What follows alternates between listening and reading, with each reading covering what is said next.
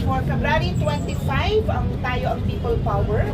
At nagkapirmahan na po ng Memorandum of Agreement last Monday para po sa permit ng Trillion Peso March. Kaya po siguro unahin na po namin ang program para sa February 25 at pagkatapos po ay yung mga guidelines po ng Quezon City Tipos, and then yung pong napagkasunduan na layout, and then mag-walk through po, samahan niyo po kami para malinaw na po paano yung setup natin on February 25, 40th anniversary of EDSA. So, Kiko D? Salamat po. Sige po, so i-brief ko lang po sana po yung grupo kung ano yung mangyayari sa Feb 25 tsaka siguro the day before.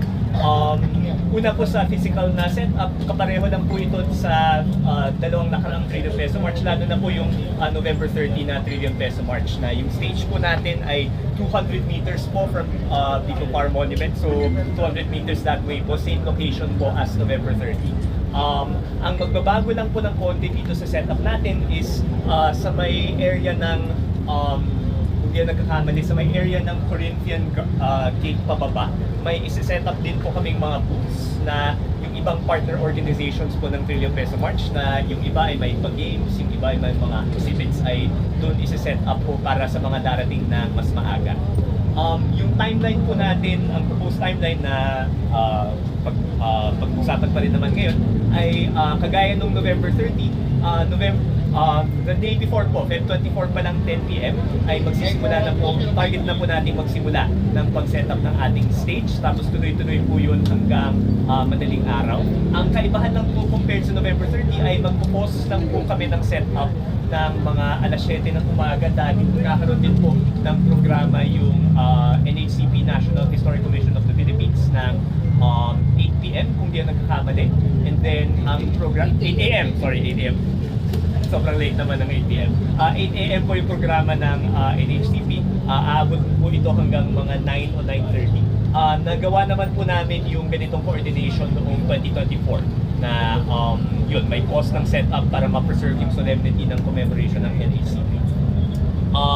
Pagkatapos po ng NHCP program, may darating din po ng unang contingent ng grupo ng Trillion Peso March na mag-aalay din po ng bulaklak dito sa ating People Power Monument, and then mag-proceed na po sila dito sa event area natin.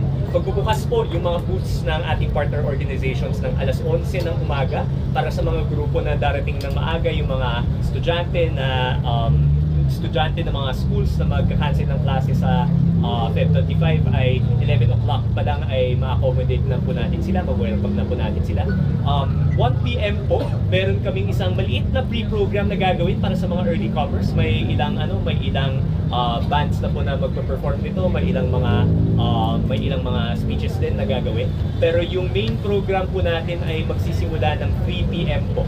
So 3 po yung main program ng Trillion Peso March Part 3. Ang program po natin ay basically may tatlong part, no? So yung noon na pag-uusapan yung tagumpay ng 1986 at ihahambing. Yung pangalawang part ay yung ngayon, kung saan talagang tututukan natin yung kasulukuyang crisis natin sa korupsyon, tsaka sa yung panawagan po natin ng pananagutan. At yung huling part na pamumunuan po ng mga youth groups na kasama sa Trillion Peso March ay yung bukas, kung saan ilalarawan po natin yung bansa na inaasam natin kung makakamit talaga yun natin yung tunay na diwa ng People Power.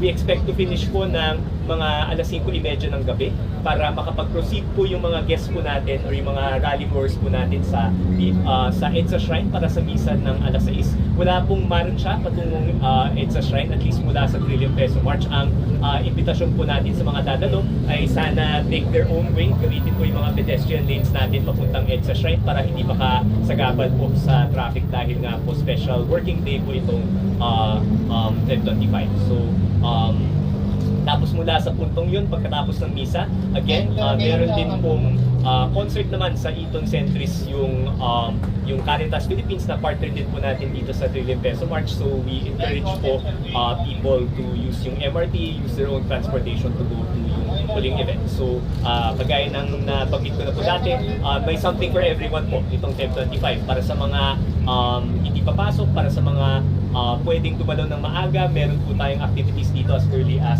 8 o'clock in the morning sa NHCP. Pero sa mga kailangan pa rin pong magtrabaho, meron po tayong 3 p.m. na main event ng Trillion Peso March para sa mga pwedeng mag-half day. And then para sa mga gabi lang talaga ang libreng oras, nandyan po yung concert ng Ben and Ben sa Eden Center. So yun po yung magiging daloy po natin sa Feb 25. At naisin po namin i-anunsyo na naglabas na rin po si Cardinal Ambo David ng kanyang panawagan na sumama ang ating pong taong bayan sa February 25 dito sa People Power Monument.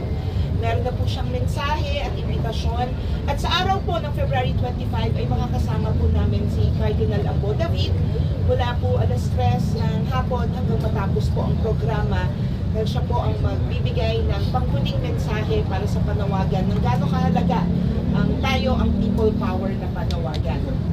At yung pong gabi na concert ay launch din po ng Caritas ng samahan po ng mga kabataan para rin po sa pagsisimula na ng people power movement mula sa hanay ng mga kabataan. At dahil nga po, nung Lunes ay nagkaroon na po ng pirmahan ng Memorandum of Agreement, ay nandito po si General Elmo Santiago para magbigay po sa atin ng ano naman po sa bahagi po nila ang mga napagkasunduan at mga nakoordinasyon sa araw na ito.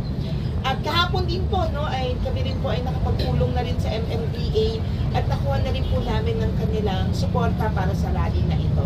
So muli, General Elmo Santiago. Thank you po sa inyo at magandang umaga.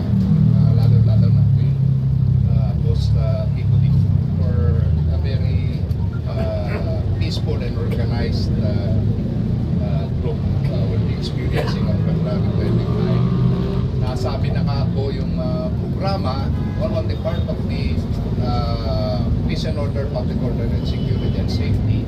I represent the Quezon City Local Government and head of the Public Order and Safety and Security Cluster.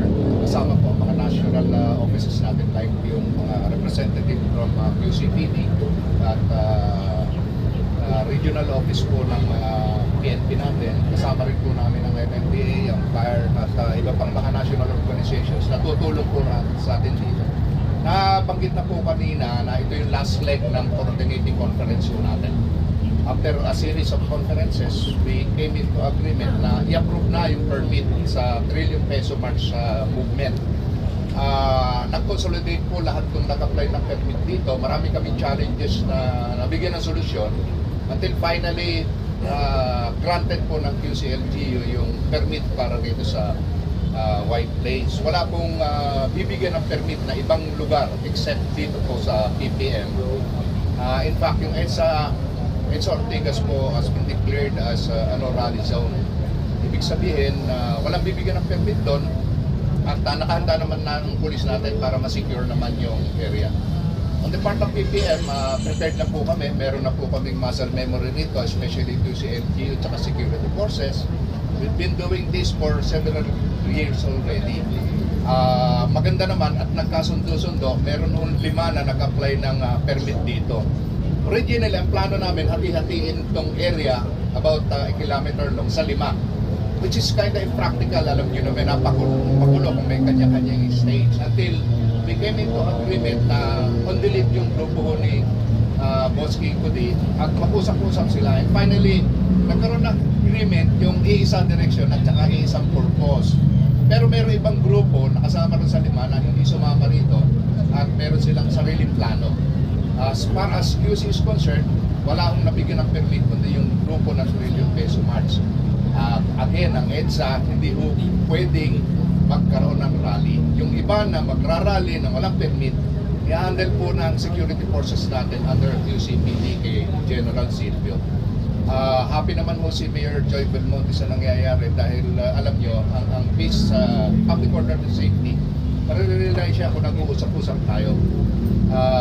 Special mention po ang MMDA, although itong lugar na to talagang especially EDSA Ortigas and White Plains, kailangan kontrolado nila traffic dito. Kapulong natin sila and again, dapat rin sila sa proposal na ginawa. Maya-maya later, lalakad po tayo. Makikita po sa atin ng grupo ng organizer kung saan ang stage, hanggang saan ang area nila. Originally, we were practically giving the whole stretch of white list talaga 1 kilometer long, kaliwat kanan. Pero sabi ko nga, kesa hatiin pa natin just like before, magiging challenge sa po natin, magkakaroon po kami ng press releases, tayo-tali nyo lang. Bago mag-25, sasabihin na namin ng bagong traffic rerouting. Nandito po rin po yung traffic sir natin, si Mr. Dexter Cardenas, in coordination with the MNDA. Sila po magpaplano kung paano natin maibsan traffic dito. Maganda po dahil hindi naman magdamag ang activity just like before, inaabot po kami ng alas 12 ng gabi. This time kasi ang culmination nila, there's gonna be a bus yata dun sa EDSA and ini-encourage nila lahat pumunta ron. Again, as mentioned by Boss Kiko, hanggat maaari ang amin lang gusto, gamitin nila yung mga sidewalks natin papunta ron. Free up EDSA para yung mga gumagamit ng EDSA natin, hindi naman ma-apektuhan. Maraming bawal, just like other mass mobilizations po natin na rally, kasama po sa subject ng ating memorandum of agreement natin or understanding. Siyempre, the usual, bawal yung mga magsusunog ng FPG, bawal yung malalakas masyado na sound system dahil residential area yung kabila, tapos kampo naman itong kabila. Nakasunod naman at nagpirmahan kami, mga paper slip-on, plastic especially. Masyadong passionate ng mayor natin na gawing plastic po yung Quezon City. It will be implemented fully. Kailangan manghuli yung mga gumagamit ng plastic, uhulihin mo natin. This is a fair and just warning. Igalap po natin yung ordinansa natin. Ngayon, sinisiguro mo naman po natin, napakarami nating security forces na i-deploy. Hindi ko nagkakamali, abot po naman 4,000 to 5,000 yan. We're expecting about 20 to 30 to 50,000. In fact, yung unang plano namin, 100,000, kaya kasi accommodate. There was significant bawas naman dahil meron nga ibang grupo na they need it twice and proper to do their rally or on their own on other venues that will be handled by other districts naman. Yun lang po ang aim natin na maging peaceful para sa lahat at orderly especially na hindi maging abala sa traffic. Yun lang po, maraming salamat po sa inyo. Maraming